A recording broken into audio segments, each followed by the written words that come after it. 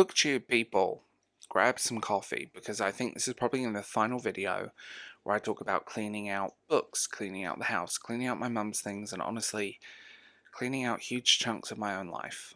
I've joked about it, I've talked about decluttering and moving and all of that. I've done the therapy-coded version where you say keep things that matter and let go of things that don't. And I absolutely agree with that. Yeah, completely.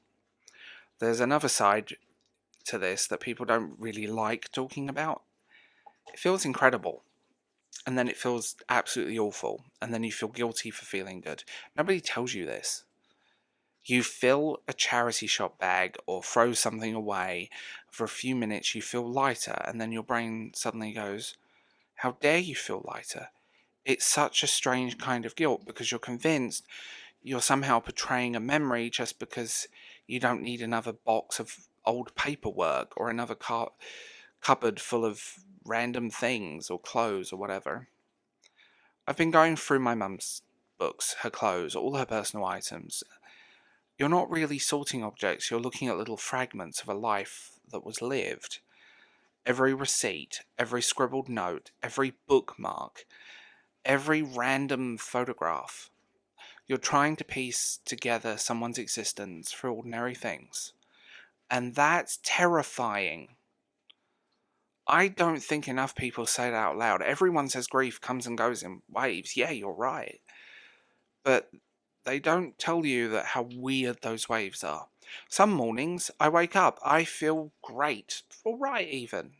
Some days not happy, but alright. Just normal. I make coffee, I answer emails, I read a chapter of a book, and I think, maybe today's okay. And then this morning, I picked up a lipstick while packing another box. A lipstick. And there I was, a 38-year-old man sat on the floor crying over a lipstick. How do you explain that to anyone? It's ridiculous, it's heartbreak, it's grief. That's all it is, and grief doesn't care if an object is valuable or worthless. It just attaches itself to a moment. The other thing nobody really prepares you for is that moment where your house stops being your home. That hit me recently. Everything is in boxes, basically. The rooms are empty, mostly. The shelves are bare. The walls feel different. I'm filling in holes. The only thing left out now are things I actually use every day. Instead of looking around and seeing the house I've built over the years, I'm looking around and thinking someone else is going to live here. Someone else is going to make memories in these rooms. Someone else, their laughter will bounce off these walls. Cheesy, I know, but it's true. Someone else will stand where I'm standing right now. And that's such a strange feeling. I don't know if I've processed it yet. And I'll be completely honest as well, my mental health has not been good. Like, I'm the first person to admit that. The antidepressants are honestly doing a lot of the heavy lifting at the moment. I'm grateful they're helping because without them, I think this whole process would have just been even worse than it currently is. Like, does it make the process feel good? No. Not in the slightest. And I'm also not going to pretend I'm on some magical healing journey. Jesus, no. Sometimes it sucks. Sometimes it's exhausting. Sometimes I sit here and wonder what's the point of any of it. And I don't want to give up, I'm just tired. I'm tired in ways that sleep doesn't fix. And I don't really talk about this publicly, this kind of stuff, but I also made a time capsule. Just a Tupperware box. I printed some photos and I typed up a letter. Little memories. What happened in this house? Good memories. I've hidden it somewhere in this house where only I know, and one day somebody might find it. I hope they smile, I hope they laugh, I hope they think, whoever lived here had a good life. And I hope by then they're filling this house with memories of their own. And I think there's something really comforting about that.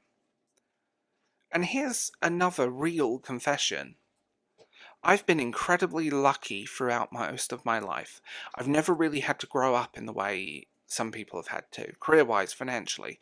Life always seems to have sorted itself out, and then suddenly everything changes. I've had to make decisions I wasn't ready to make.